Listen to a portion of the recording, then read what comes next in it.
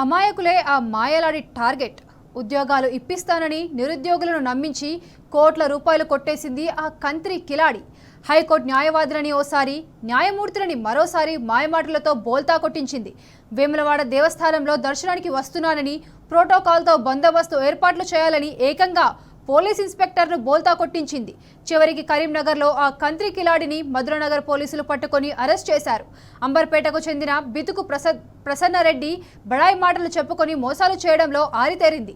వెంగళరావు నగర్లో ఉండే SG1 3 క్రితం ఉద్యోగాన్వేషణలో ఉన్నప్పుడు ప్రసన్నారెడ్డి పరిచయమైంది. తాను హైకోర్టు అడ్వకేట్ అంటూ గొప్పలు చెప్పుకునేది. పరిచయమైన 2-3 నెలల తర్వాత వారిని మాయమాటలతో గాలం వేసి మోసం చేసింది.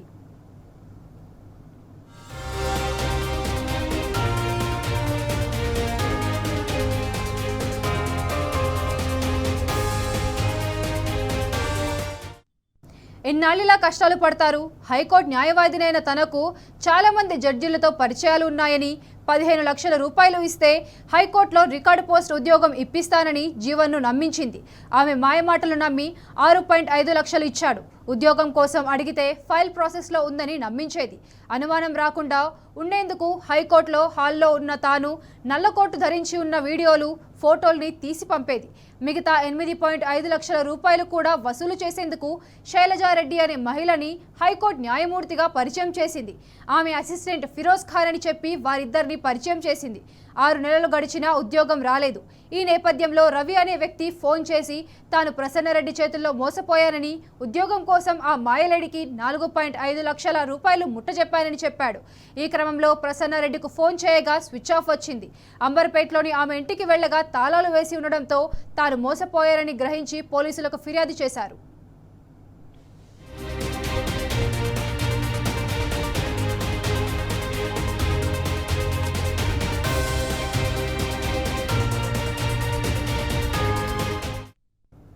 తాను హైకోర్టు జడ్జినంటూ పోలీస్ ఇన్స్పెక్టర్ను బోల్తా కొట్టించింది.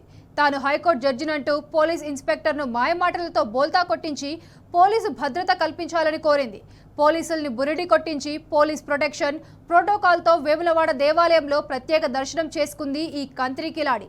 100 మందిని పైగా మోసం చేసి కోటికి పైగా వసూలు, సుమారు 100 మందికి పైగా నిరుద్యోగుల్ని హైకోర్టులో ఉద్యోగాల పేరిట మోసం చేసింది. ఒక్కొక్కరి నుంచి 3 నుండి 10 లక్షల వరకు వసూలు చేసింది. నిజామాబాద్, కామారెడ్డి ప్రాంతాలకు చెందిన వారు ఎక్కువగా మోసపోయినట్లు పోలీసులు గుర్తించారు. తన వద్ద పనిచేసే డ్రైవర్లకు కూడా హైకోర్టులో ఉద్యోగాల పేరుతో ఆశపెట్టి సుమారు 10 మంది డ్రైవర్లను మోసగించింది. ఒక్కొక్కరి నుంచి 50,000 వసూలు చేసింది. ఓ మహిళ భర్తతో గొడవపడి దేవాలయానికి వస్తే తాను అడ్వకేట్ అని నమ్మించి విడాకులు ఇప్పిస్తానని, హైకోర్టులో ఉద్యోగం ఇప్పిస్తానని నమ్మించి ఆమె నుంచి 3 లక్షలు కాజేసింది. అంతేకాకుండా ఆమె ద్వారా ఆమె బంధువుల నుంచి 10 మంది వద్ద ఒక్కొక్కరి వద్ద నుండి 3 లక్షలు వసూలు చేసింది.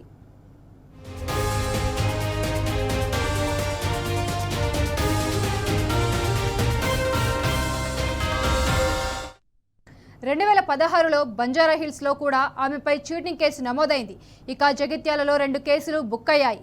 కరీంనగర్లో చిక్కిన కంత్రి కిలాడి చివరకు కరీంనగర్లోని శ్రీ విల్లాస్లో కంత్రి కిలాడి ప్రసన్నారెడ్డి మధురనగర్ పోలీసులకు చిక్కింది. మోసాల్లో ప్రమేయం ఉన్న ఆమె భర్త రామలింగారెడ్డి సైతం పోలీసులు పట్టుకున్నారు. కిలాడి లేడీ దంపతుల్ని మధురనగర్ పోలీసులు అరెస్ట్ చేసి రిమాండ్కు తరలించారు.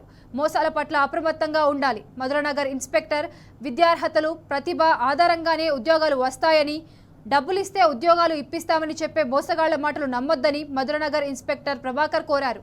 మాయ మాటలతో మోసాలు చేసే ఇలాంటి వారి పట్ల జాగ్రత్తగా ఉండాలని సూచించారు.